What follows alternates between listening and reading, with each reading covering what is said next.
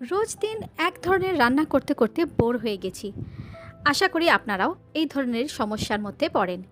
তাই ভাবলাম একটা অন্য রকম সিম্পল অথচ একটু ডিফারেন্ট মিক্সড ভেজিটেবলের যদি রেসিপি আপনাদের সাথে শেয়ার করা যায় তাহলে কেমন হয়। Hello and welcome back to my channel bite and munch. আশা করি আপনারা সকলে ভালো আছেন।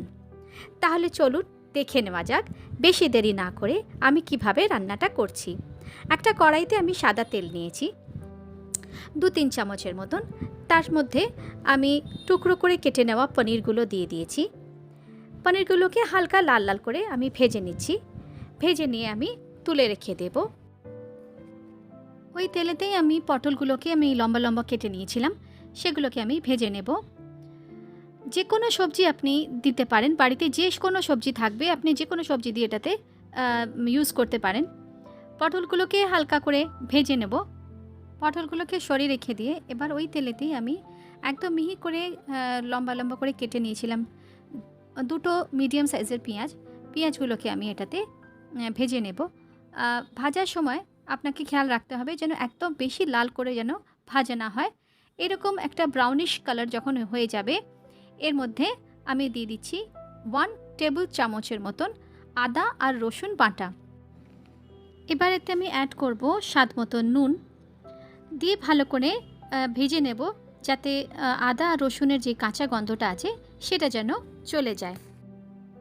আদা পেঁয়াজ রসুন ভালোভাবে ভাজা হয়ে গেছে, তেল ছেড়ে গেছে।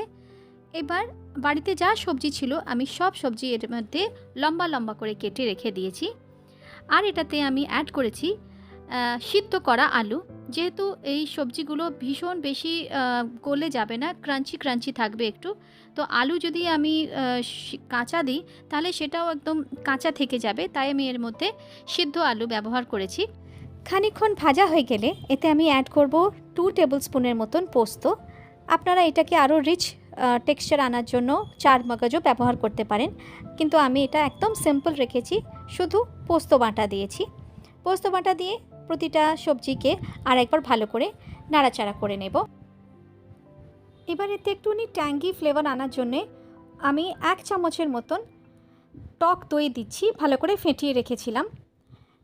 দই দিয়ে এটাকে ভালো করে আমরা ভেজে নেব। দইটা আপনারা স্কিপ করতে পারেন, কিন্তু দই দিলে টেক্সচারটা খুব ভালো হবে তরকারিটার। এভাবে আমরা ভেজে নিচ্ছি। যেহেতু দই দিয়েছি আমি এটাতে একটুখানি চিনি দেব। চিনি আর নুনটা আপনারা নিজেদের মতন করে অ্যাডজাস্ট করে দেবেন। আমি এখানে 1 টেবিল স্পুনের মতন চিনি দিয়েছি। একটু মিষ্টি মিষ্টি তরকারিটা আমি করেছি। আর এর সঙ্গে ওপরে দিয়ে দিয়েছি একটা টমেটো আর হাফ ক্যাপসিকাম। যেহেতু এটা তাড়াতাড়ি সিদ্ধ হয়ে যায়, আগে দিলে পুরো গলে যাবে, তার জন্যই জাস্ট ক্রাঞ্চি ভাবটা যেন থাকে, তার জন্য একদম লাস্টেতে আমি এটাকে অ্যাড করলাম। এবার এতে অ্যাড করছি যেই পটলগুলো আমরা ভেজে রেখেছিলাম সেই পটলগুলো দিয়ে দিলাম। পটলগুলো দেওয়ার পর পরিমাণ মতন এতে আমি জল দিয়ে দিচ্ছি। জল দিয়ে আমি এটাতে দিচ্ছি 1 চা চামচের মতন গরম মশলা। গরম মশলা দিয়ে একদম লো ফ্লেমেতে এটাকে খানিকক্ষণের জন্য আমরা সিদ্ধ হতে দেব, গাজরগুলো যাতে ভালোভাবে সিদ্ধ হয়ে যায়। 5-7 মিনিট হয়ে গেছে। এবার ঢাকাটা খুলে একবার আমি চেক করে নিচ্ছি। গাজর একদম সুন্দরভাবে সিদ্ধ হয়ে গেছে। এবার এটাতে যেই পনিরগুলো আমি ভেজে রেখেছিলাম সেই পনিরগুলো আমি এটাতে অ্যাড করে দিলাম। পনিরগুলো অ্যাড করে এটাকেও একটুখানি ভালোভাবে নাড়াচাড়া করে নেব। বাস হয়ে গেছে মিক্সড ভেজিটেবল একদম রেডি টু ইট। এবার এটাকে গার্নিশ করে দিচ্ছি ধনেপাতা দিয়ে। আপনারা চাইলে এটা স্কিপ করতে পারেন বা দিলেও দিতে পারেন। হয়ে গেছে মিক্সড ভেজিটেবল একদম রেডি। গরম গরম ভাতের সাথে, রুটির সাথে, নানের সাথে ভীষণই সুস্বাদু লাগবে খেতে। একবার অবশ্যই যেন ট্রাই করবেন। এবং আমার এই রেসিপি যদি আপনাদের ভালো লেগে থাকে প্লিজ লাইক করে দেবেন।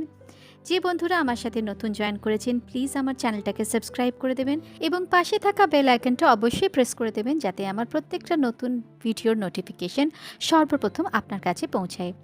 তাহলে দেখা হচ্ছে প্রতি বুধবার এবং শনিবার ঠিক দুপুর 12:30টার সময়। ততক্ষণ ভালো থাকবেন, ভালো রাখবেন সবাইকে। Bye bye and take care.